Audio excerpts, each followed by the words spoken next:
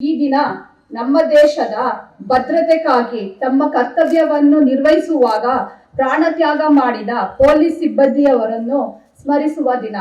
ಇದೇ ದಿನ 1959ರಲ್ಲಿ ಲಡಾಖ್ನ ಹಾಟ್ ಸ್ಪ್ರಿಂಗ್ನಲ್ಲಿ ಚೀನಾ ಪಡೆಗಳೊಂದಿಗೆ ಸಂಘರ್ಷದಲ್ಲಿ ತಮ್ಮ ಪ್ರಾಣವನ್ನೇ ಬಲಿದಾನ ಮಾಡಿದ 10 ಮಂದಿ ಕೆಚ್ಚೆದೆಯ ಪೊಲೀಸ್ ಅಧಿಕಾರಿಗಳ ತ್ಯಾಗವನ್ನು ಸ್ಮರಿಸಲು ಈ ದಿನವನ್ನು ಮೀಸಲಾಗಿದೆ.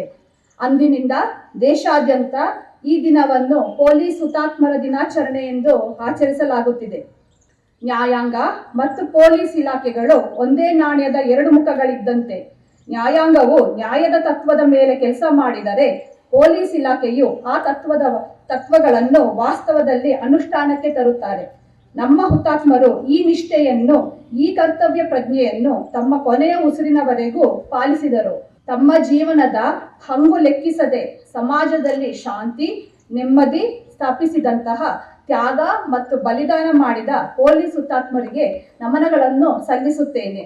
ಮತ್ತೊಮ್ಮೆ ನಮ್ಮ ಹುತಾತ್ಮ ಪೊಲೀಸ್ ಯೋಧರಿಗೆ ಭಾವಪೂರ್ವ ಶ್ರದ್ಧಾಂಜಲಿಯನ್ನು ಸಲ್ಲಿಸುತ್ತಾ ಈ ಕಾರ್ಯಕ್ರಮಕ್ಕೆ ಆಹ್ವಾನಿಸಿದ ಪೊಲೀಸ್ ಅಧೀಕ್ಷಕರು, ಪೊಲೀಸ್ ವರಿಷ್ಠಾಧಿಕಾರಿಗಳು ಹಾಗೂ ಇಲ್ಲಿ ನೆರೆದಿರುವ ಸರ್ವರಿಗೂ ನಾನು ವಂದಿಸುತ್ತೇನೆ. ಜೈ ಹಿಂದ್, ಜೈ ಕರ್ನಾಟಕ.